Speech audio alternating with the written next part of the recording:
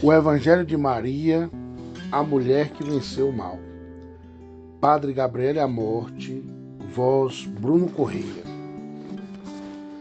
18º dia. As bodas de Caná. O Evangelho de João é o último em ordem cronológica.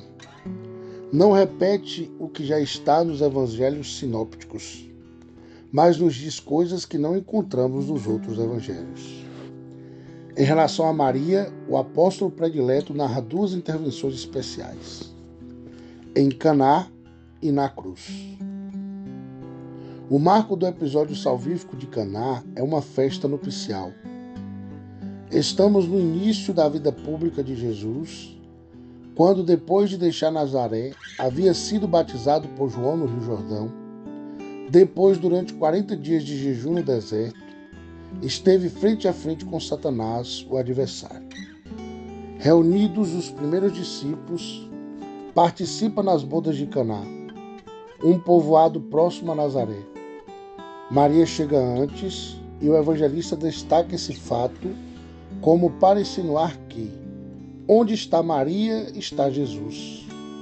Talvez tenha sido ela mesma que convidou seu filho, que chega quando as bodas já haviam começado.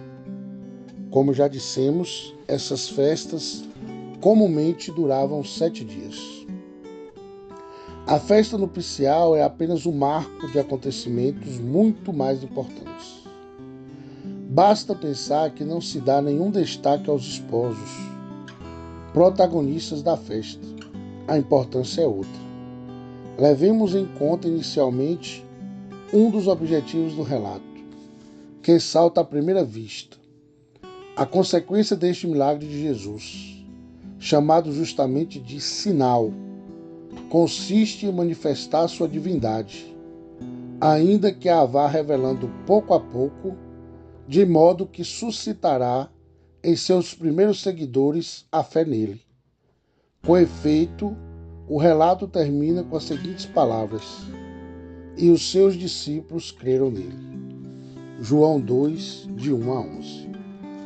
Há também, no entanto, outros significados, sobre os quais o evangelista se detém com mais dedicação, e que provém da presença de Maria, de sua iniciativa e do breve diálogo que mantém com Jesus, e depois com os criados.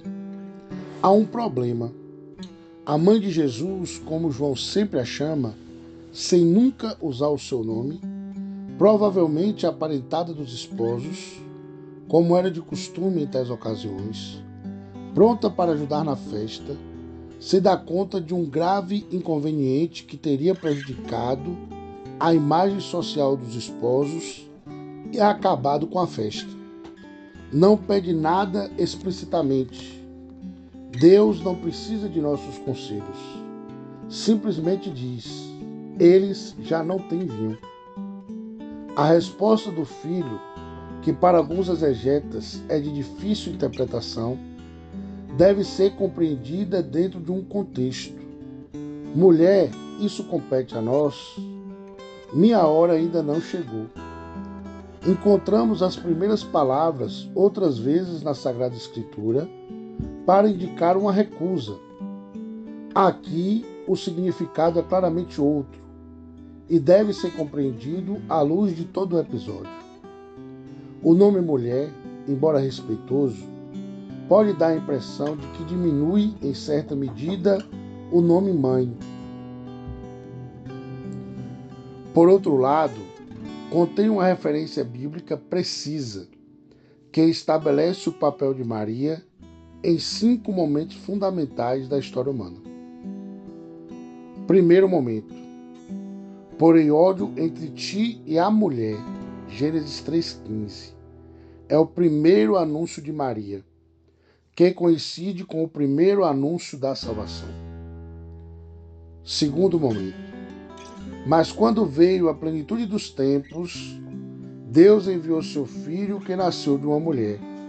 Gálatas 4:4. Deste modo, Paulo expressa a humanidade plena de Cristo. Terceiro momento: aqui em Caná, A palavra mulher ressoa como um divisor de águas.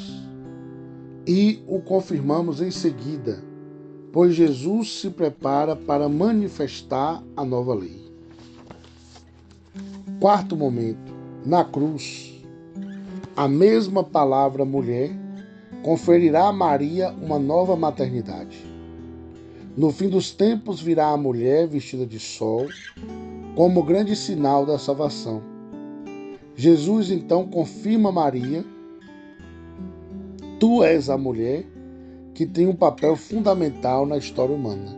O quinto momento. Minha hora ainda não chegou.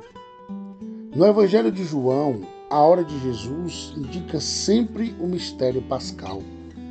Aqui, talvez, estabeleça uma data, quando, depois de um período de separação, chega a hora e eles se encontram outra vez no Calvário.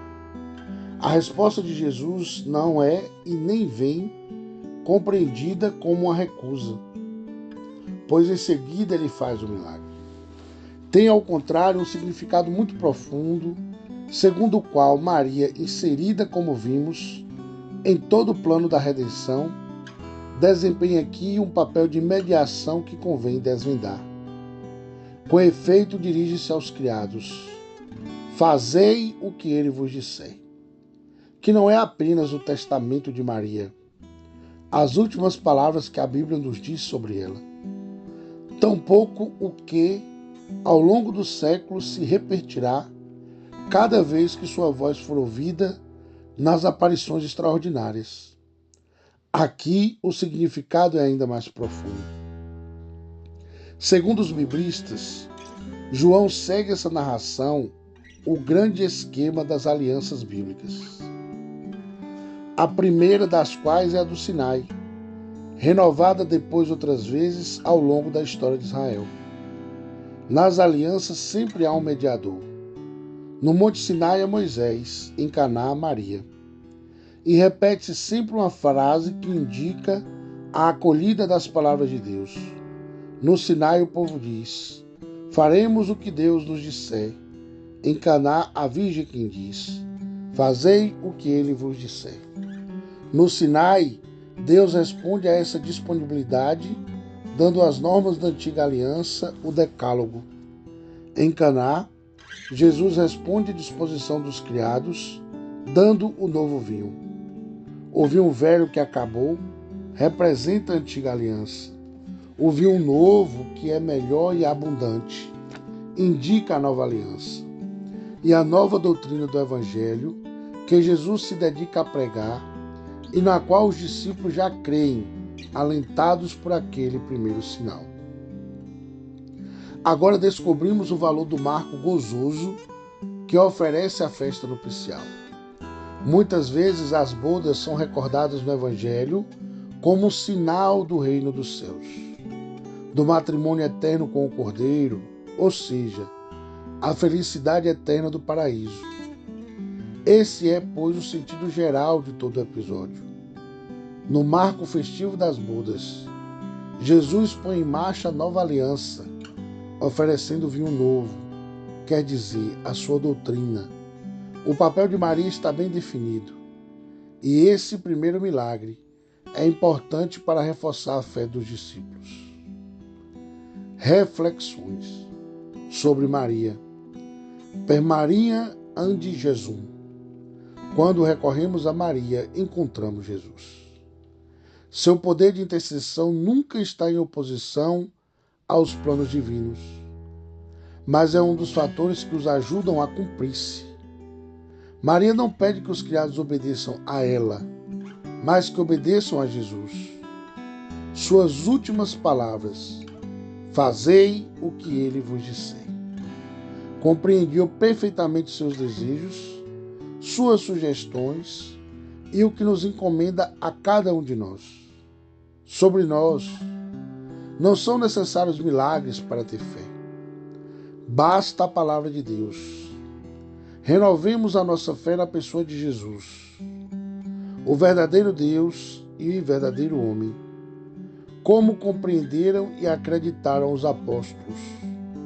Renovemos o nosso pacto de aliança com o Mestre Divino, os votos batismais, a adesão a todos os ensinamentos do Evangelho e confiemos na poderosa intercessão de Maria, a quem Deus sempre escuta. Pensemos na bondade de Jesus, bondade atenta até mesmo